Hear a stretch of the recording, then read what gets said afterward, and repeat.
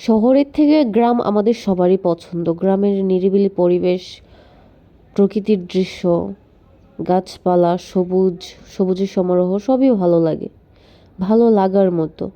শহরের জ্যাম জট, তারপর হচ্ছে এত কোলাহল, ধুলাবালি, এগুলা ছেড়ে যখন গ্রামে যাই অন্যরকম একটা শান্তি লাগে। বাট যখনই আবার ফিরে আসব তখন মনটা খুব খারাপ লাগে, মন চায় না ফিরে আসি। বাট কি করার, তাও আসতে হবে। চলে আসি গ্রাম ছেড়ে ভারাক্রান্ত মন নিয়ে, কিছু করার নেই, আসতেই হবে।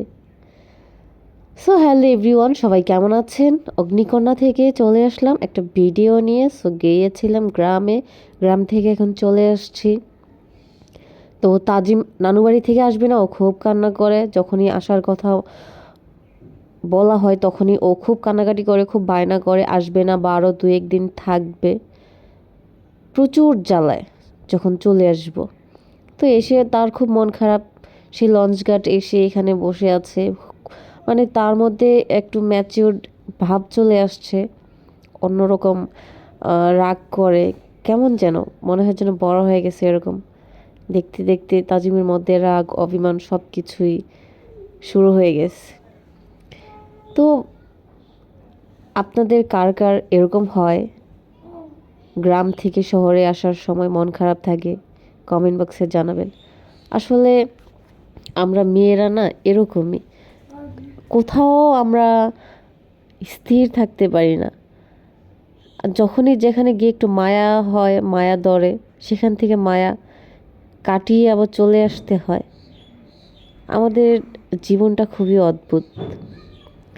যাই হোক, আপনাদের সাথে দুঃখের কথা শেয়ার নাই করি, প্রকৃতির দৃশ্য দেখাই। তো আমাদের এই দিকের নদীটা আমার খুব পছন্দের। মাঝে মাঝে এই নদীটা দেখলে আমার খুব ভয় লাগে, আবার মাঝে মাঝে খুব গর্ব হয় যে আমাদের এলাকাটা নদীমাতৃক। আসলে নদীর এই প্রকৃতির দৃশ্য দেখতে কার না ভালো লাগে? আমার আমার কার কেমন লাগে জানি না, আমার অনেক ভালো লাগে, আমি এগুলো খুব এনজয় করি। ছোটোবেলা থেকেই আমার খুব ভালো লাগতো। লঞ্চ জার্নিটা আমার খুব পছন্দের গাড়ির চাইতে। গাড়িতে বসে থাকা, জ্যাম, তারপর গরম, পা বাঁকায় অনেক দীর্ঘ সময় বসে থাকা, এটা আমার কাছে খুবই বোরিং লাগে। লঞ্চ জার্নি আমার কাছে খুব ভালো লাগে।